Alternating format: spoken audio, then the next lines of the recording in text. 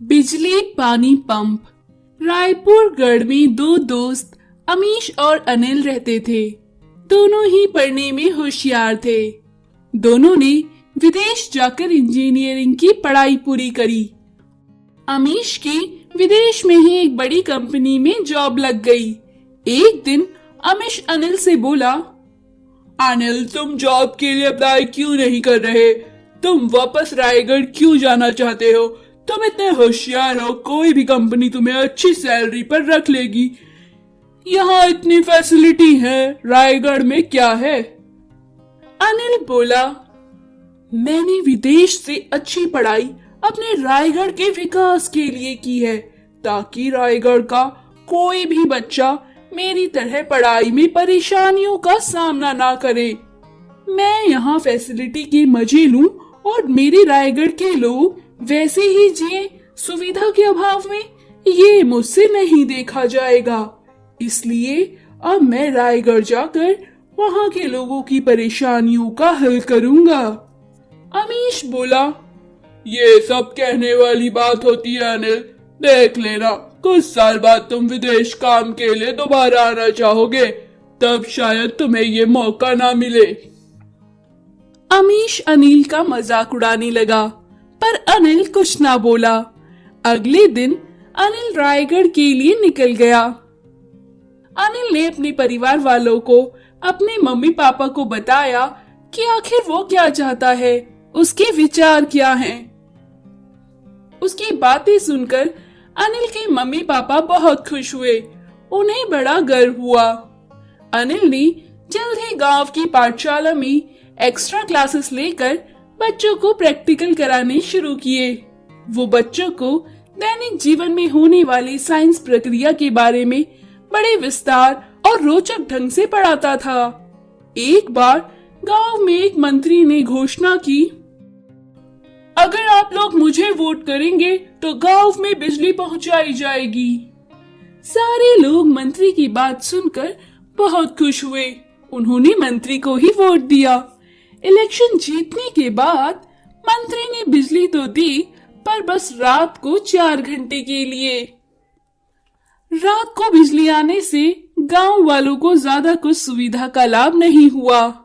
एक दिन एक किसान अपने खेत में दुखी बैठा था। अनिल ने देखा तो पूछा, क्या बात है ताऊ, कैसे दुखी बैठे हो? किसान बोला, अरे क्या बताऊं, मैंने फसल बो दी और इस साल मैंने बिजली का पंप भी लगवाया। इतना खर्चा किया कि गांव में बिजली आएगी तो फसल अच्छी होगी, पंप से फसल में पानी दूंगा। लेकिन मंत्री ने तो बिजली के नाम पर सिर्फ रात को 4 घंटे ही बिजली दी है। अब पानी की जरूरत दिन में है या रात को? अब मैं खेतों में पानी कैसे दूं?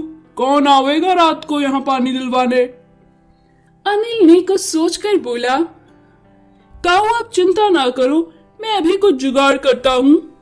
अनिल ने कुछ सोचा, फिर अनिल अपनी गाड़ी की बैटरी लेकर आया और पंप को बैटरी से कनेक्ट कर पंप को स्टार्ट कर दिया। पंप में से पानी आने लगा। ये देख किसान बहुत खुश हुआ और बोला, अरे वाह बेटा, तू सच में बहुत होशियार है। हमारी दुआएं तुम्हारे साथ है। तुमने मेरी परेशानी चुटकी में हल कर दी। अब मेरे खेत लहराएंगे। एक किसान को देखकर फिर गांव में हर किसी ने अपने पानी के पंप को बैटरी लाकर कनेक्ट करवा दिया। लोग रात में जब लाइट आती तो बैटरी रिचार्ज करते और दिन में पंप से कनेक्ट कर खेतों में पानी देते। अनिल लोगों का आशीर्वाद पाकर बहुत खुश था। फिर अनिल ने जल्द ही बिजली की समस्या का निवारण करने के लिए गांव में हाइड्रो पावर प्लांट लगाने का काम शुरू किया। अनिल के काम की खबर फॉरेन न्यूज में भी आई तो अमीश को बहुत खुशी हुई और अमीश को अपनी गलती का एहसास हुआ कि उसने अनिल का मजाक उड़ाया था। कुछ ही दिन में अमीश भी रायपुर गढ़ आ गया और अनिल से बोला, मुझे माफ कर दो अनिल, मैंने तुम्हारे नेक इरादों का मजाक उड़ाया था। मैं भी तुम्हारे साथ इस प्रोजेक्ट में काम करना चाहता हूँ। अनिल बोला, हाँ हाँ दोस्त, क्यों नहीं, मुझे तुम्हारे जैसे एक होशियार इंजीनियर की ही जरूरत है। फिर दोनों ने मिलकर रायपुर गढ़ के लिए आगे भी साथ में काम किया और रायपुर गढ़ का विकास किया। लालची जमींदार। साहू सेठ नाम का जमींदार दर्पण गांव में रहता था। साहू गांव के लोगों को ब्याज पर उधार देता था। इस तरह उसने गरीब और लाचार लोगों को बेवकूफ बनाकर उनकी जमीनें हड़प ली थी और अपना एक बड़ा ही जमींदार बना बैठा था। गरीब लोग पढ़ना लिखना नहीं जानते थे। वो जरूरत पड़ने पर साहू से उधार लेते। साहू उनसे कागज पर अंगूठा लगवा लेता था। एक बार आदिल के पिता ने साहू से 10,000 रुपए उधार लिए, पर जब आदिल के पिता मोहन ने वो पैसे साहू को लौटाए तो साहू बोला, क्यों रे मोहन, बस 10,000 रुपए लौटा रहा है? तूने मुझे पूरे 1,00,000 रुपए लौटाने हैं, वरना तुझे जेल की चक्की पीसनी पड़ेगी। मोहन बोला, क्या सेठ जी, 10,000 रुपए तो मैंने लिए थे, वही लौटा रहा हूँ। मैंने 1,00,000 रुपए कब लिए?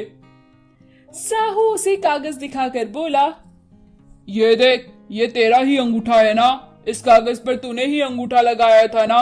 देख इसमें क्या लिखा है, 1,00,000 रुपए दूंगा मैं साहू को।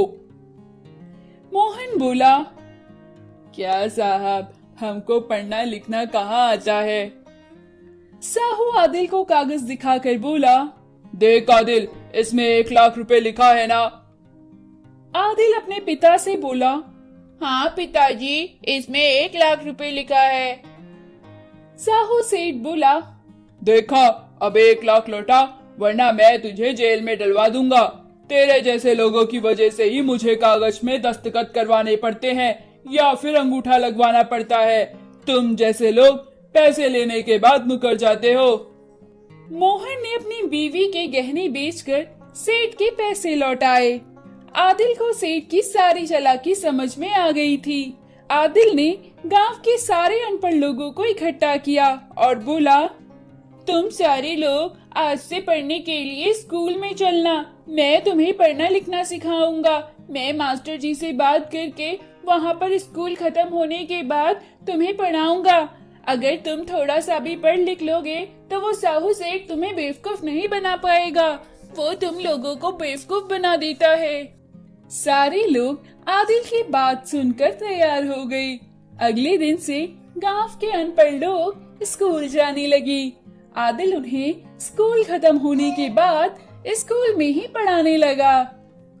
चलो बोलो, ABCD। सारे लोग बोलने लगे, ABCD।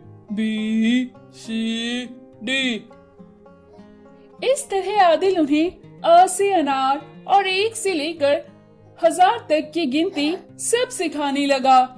आदिल ने उन्हें साइन करना और किताब पढ़ना और इंग्लिश पढ़ना भी सिखा दिया। आदिल उन्हें कभी कभी सोशल और साइंस की चीजें भी सिखाता था। आदिल बोला, आज मैं तुम्हारा टेस्ट लेता हूँ। चलो काकी बताओ, अगर तुम्हारी बहू ने तुम्हें 3 रोटी दी और काका को 4 रोटी दी तो बताओ कुल कितनी रोटी हो गई? काकी बोली, अरे मैं अपनी बहू की पिटाई लगाऊंगी। उसकी इतनी हिम्मत, मुझे 1 रोटी कम दी। आदिल ने अपना सर पकड़ लिया।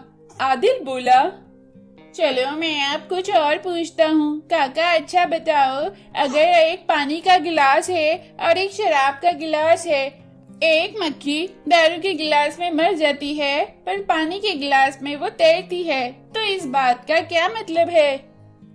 इस पर काका बोली, बेटा, यही मतलब है कि शराब पीने से पेट के सारे कीड़े मकोड़े मर जाएंगे, तो हमें शराब पीनी चाहिए। हा हा हा, सबको शराब पीनी चाहिए, तुम्हारे पेट के कीड़े मकोड़े मर जाएंगे। आदिल बोला, अरे काका, आपको मैंने क्या सिखाया था, और आप भी। इस तरह सारे लोग हंसते हुए लड़ते हुए लिखना पढ़ना सीख गए। अब साहू उन्हें बेवकूफ नहीं बना पाता था। तो दोस्तों, पढ़ाई का जीवन में बहुत महत्व है। हमें पढ़ाई जरूर करनी चाहिए और पढ़ाई करने के लिए कोई भी उम्र नहीं होती। हम किसी भी उम्र में पढ़ना लिखना सीख सकते हैं।